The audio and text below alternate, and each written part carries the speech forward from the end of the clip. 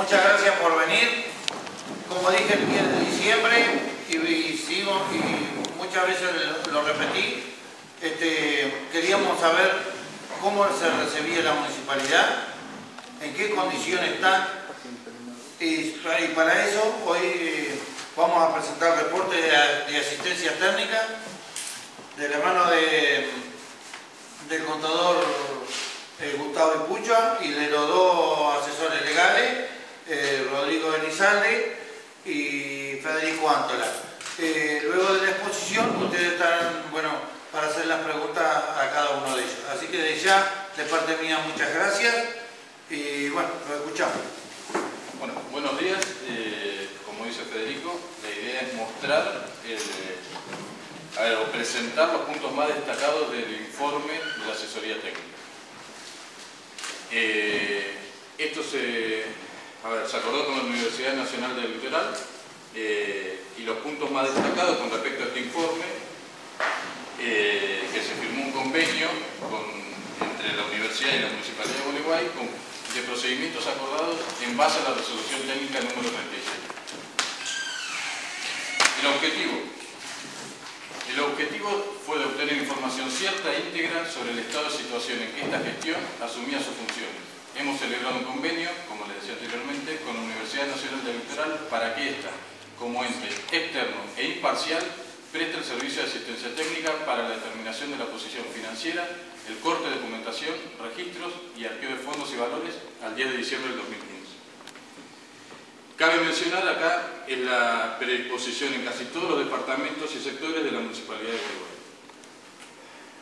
Los temas que vamos a tratar, o en resumen, digamos, los puntos más importantes, consideramos más importantes, son lo de la deuda que recibimos, el déficit para cancelar esa deuda, las diferencias en los saldos bancarios, los subsidios sin identificación, ausencia de bienes, atrasos de pago de IOSPE, incumplimiento a la ley 10.027, que es la de régimen municipal. La deuda que recibimos al 10 de diciembre. La deuda exigible y no exigible a dicha fecha era de 27.683.619,88. El déficit al 10 de diciembre era de 22.265.670,57. Cuando hablamos de deuda es el saldo que tenemos para cancelar, exigible y no exigible, y el déficit era con los ingresos la posición de bancos que teníamos esa fecha, la foto de esa fecha y la deuda que teníamos. Teníamos que salir a cancelar 22 millones de pesos. Además de esta diferencia, o sea, de este déficit, tenemos una diferencia en los saldos bancarios de 1.652.503,35. ¿En qué consiste esta diferencia? En el acta de traspaso nosotros recibimos que en los bancos teníamos 5 millones de pesos. Cuando viene la gente de la universidad, empieza a realizar los procedimientos, se encuentra que existen, centavos más, centavos menos, 3.300.000. La diferencia de 1.652.503 es una diferencia contable entre los saldos bancarios en el acta de traspaso que recibimos el 10 de diciembre con lo real después de conciliar las cuentas que había en los bancos.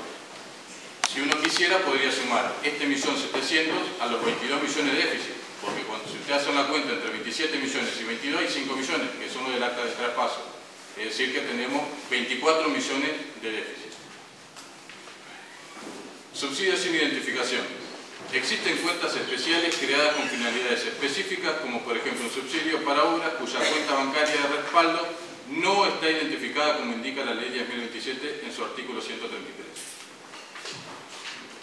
Además, dicho artículo establece que los saldos de las cuentas especiales y fondos de terceros deberán estar siempre respaldados por existencias activas en tesorerías y bancos.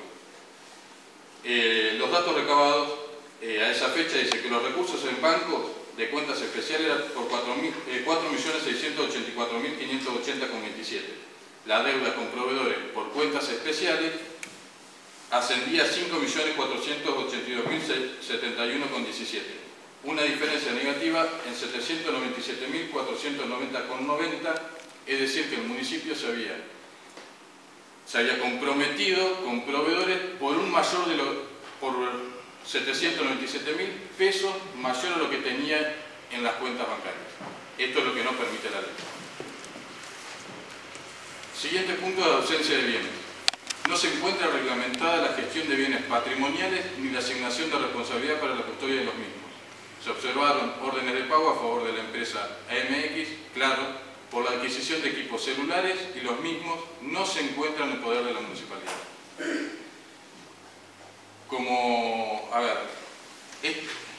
Esta cuestión de los celulares y también de un motor que tampoco se encuentra en el municipio, están judicializadas. Las dos están en la justicia. Nosotros ya hemos presentado la documentación que nos han solicitado.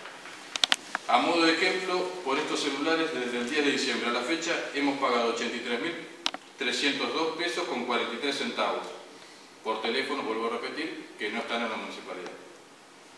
Por el motor que se compró durante el año 2015, se pagó 163.000 pesos y no está en poder del municipio. Atraso de pago del IOSPER. Existe una deuda con el IOSPER al 10 de diciembre por retenciones efectuadas al personal que no han sido depositadas oportunamente y cuyos fondos fueron utilizados para afrontar otros gastos. Esta operatoria que desvía fondos de los empleados para otros usos podría generar responsabilidades penales para el representante legal del municipio.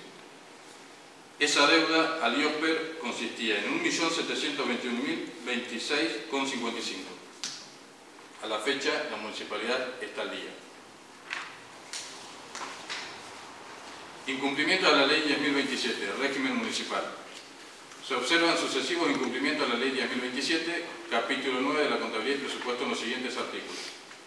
Artículo 135. Registraciones contables pendientes de vieja data desde el año 2003, cuando la ley dice que las registraciones contables deberán ser llevadas estrictamente al día. Acá nos remitimos otra vez al punto de la deuda bancaria, esa diferencia del 1.700.000, 1.652.000. Si estaríamos las registraciones al día, esa diferencia no existiría al momento del traspaso.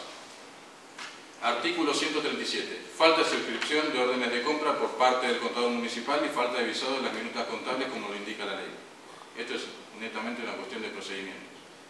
Artículo 152. Se contrajeron compromisos para los cuales no existían saldos disponibles de crédito presupuestario. Situación que prohíbe la ley.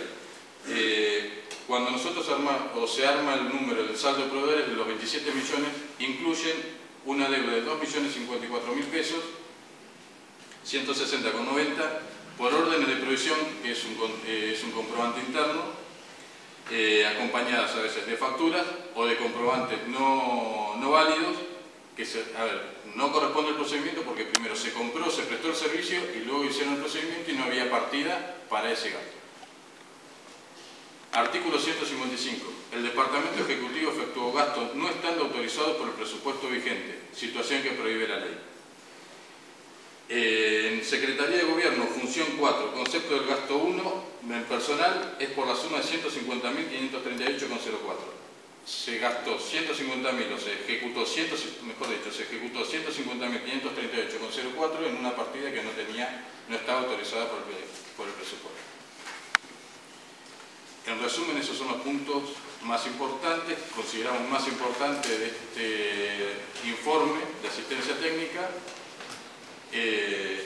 Hay muchos más que son más de procedimiento que seguramente en el transcurso del año que debemos mejorar, lo aplicaremos y lo daremos a conocer. Desde ya muchas gracias por venir